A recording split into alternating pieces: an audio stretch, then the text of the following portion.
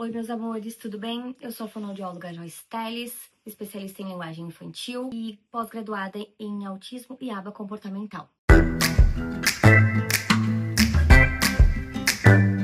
Hoje eu vim falar de uma coisa muito importante, que muitas vezes a gente até dá importância, mas nas terapias a gente costuma ter um pouco de dificuldade em trabalhar isso, porque a criança ainda é pequenininha e a gente se foca muito na linguagem da criança.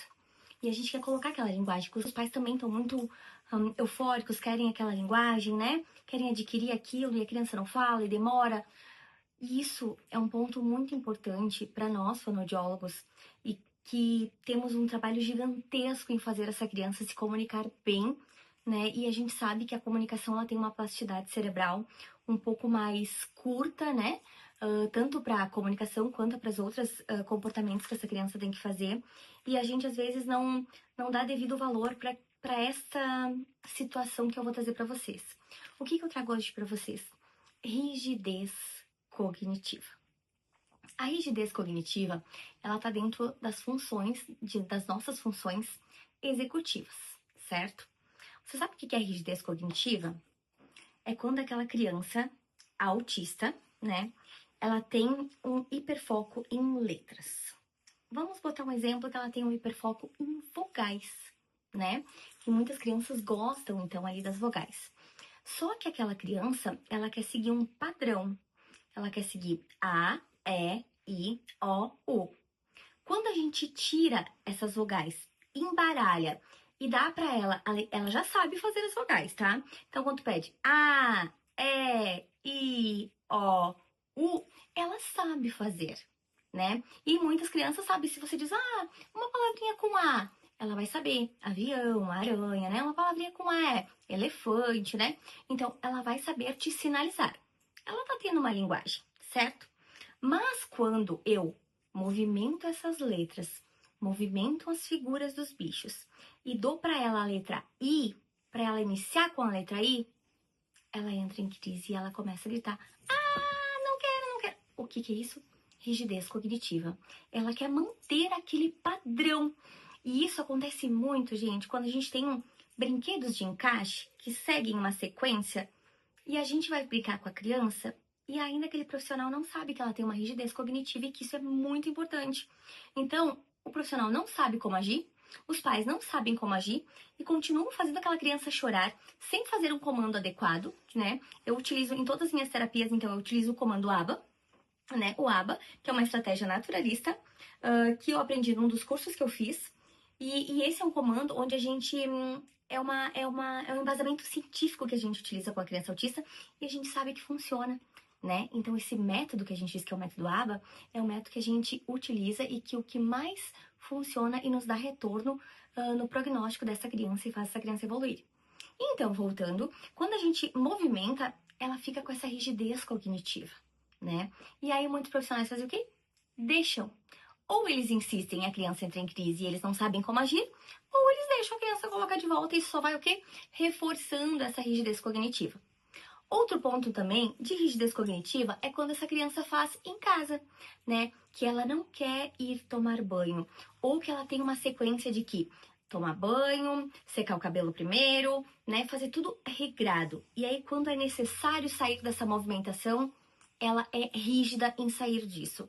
Ou, ela tá acostumada a ganhar as coisas em grito, eu quero isso. E aí o pai e a mãe vão lá e dão para ela. Quando a outra pessoa, que ela faz a mesma ação e essa pessoa não dá esse movimento para ela faz o quê? Ela grita, ela chora. Isso sim também é uma rigidez cognitiva. E o que acontece nas crianças autistas? Quando elas são pequenininhas, a gente fica forçando isso e trabalhando a questão da linguagem, né?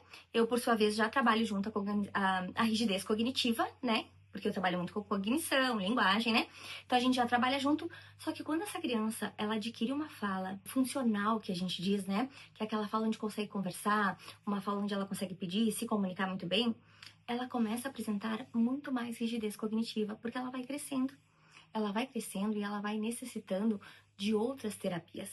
Não é simplesmente só TO, só físio, só psicomotricista, só fono, né?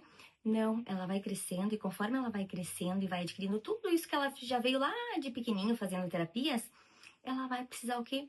É muito bem de um suporte psicológico, de um suporte muitas vezes com o psiquiatra, entrar com a medicação, dependendo da situação, dependendo do suporte, porque essa rigidez ela tem a tendência de ficar muito mais grave, porque se a gente não corrigir ela de pequeno. Então, como é que a gente faz para corrigir?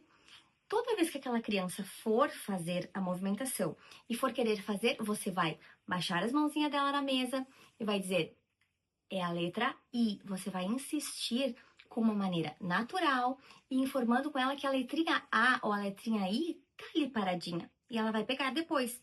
Que não é a movimentação daquelas letras que vai fazer mudar isso de que a ordem está errada. Não, elas são da mesma forma, né? Mas estão colocadas de maneira diferente e estão no mesmo lugar. Uma maneira que eu utilizo muito sobre isso é a questão do quê? Quando se é vogais. Do exemplo de vogais porque é mais fácil, mas pode ser utilizado com qualquer outro tipo de brinquedo que essa criança tenha rigidez em fazer essa movimentação de troca ou essa movimentação de sair desse hábito de entrado, né, que ela tem. Como é que eu faço? Tenho muitas peças voltadas para aquelas letras, e aí eu puxo a letra E, ela vai ser rígida. Ah, o que é essa aqui? Eu vou tirar o foco dela dessa letra, que ela tá muito braba em questão de querer a letra A em vez da letra E, e vou dizer o que nós temos com a letra E mesmo? E já vou puxar uma pecinha de lá.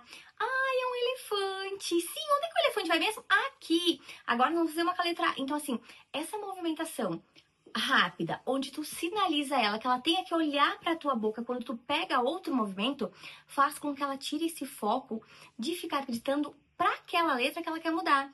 Então isso é uma maneira de o quê? De tirar o foco de ele querer essa rigidez, de colocar as letras em ordem e também já de ajudar aqui que ele procure as peças ali e te ajude. Ou trabalhar bem a questão de quem ganha. Ai, quem achar primeiro a pecinha com a letra A vai colocar ali. A primeira com a letrinha E vai colocar ali. Então, isso tira o foco de ele ficar só naquela sequência da letra A, E, I, O, U. Isso faz com que ele diminua essa rigidez de cognição de retorno, tá? Conforme vai crescendo, a gente vai ensinando essa criança com frustrações, que ela também pode perder, que ela também pode ganhar.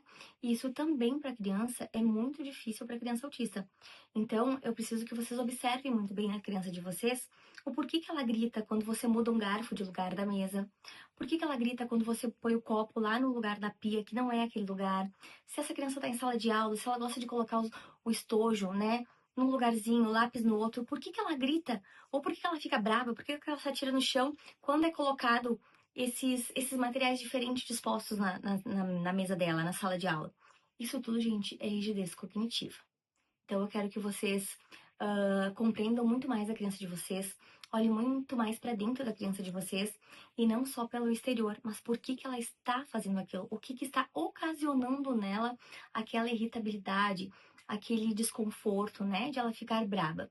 Espero ter ajudado vocês. Se vocês gostaram, começam a me seguir no Instagram e qualquer coisa, estou à disposição. Podem me chamar no direct. Tchau, tchau!